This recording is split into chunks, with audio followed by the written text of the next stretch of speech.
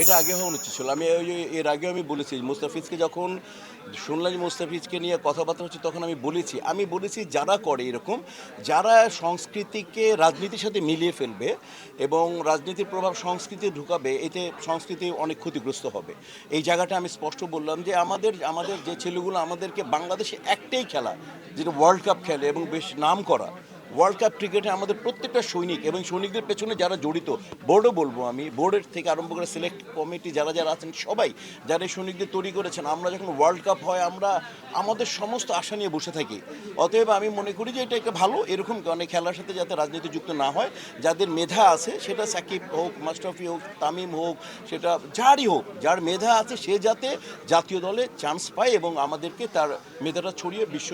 দরবারে আমাদের পতাকাটা উপরে তুলে ধরতে পারে। তো প্লেয়ার, আমি তো জানো তো আমার প্লেয়ার হওয়ার কথা ছিল, অবশ্যই আমি মিস করবো না আমার দেশকে,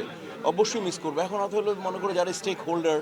ওনাদের উপর তো আর কথা বলা যায় না, ওনারা তো যারা দেশ চালান তাদের উপর তো আর যারা নিয়মকানুন মানেন ওরা নিশ্চয়ই কোনো চিন্তা করেছেন, কারণ যে যারা যে এই কর্তৃপক্ষ যেটা বিবিসি বলি বা ক্রিকেট কন্ট্রোল বোর্ড যারা বলি, যারা এটা সরকার যে সিদ্ধান্তটা নিয়েছে তারা নিশ্চয়ই দেশের জন্য নিয়েছে। বাট আমরা তো মিস করবো, যেহেতু আমার দেশ খেলবে না, পতাকাটা উঠবে না, আমার সোনার বাংলা, আমি তোমায় ভালোবাসি এটা বললে তো শরীর লোম দাঁড়িয়ে যায়, এটা তো মিস করবো, অবশ্যই মিস করবো।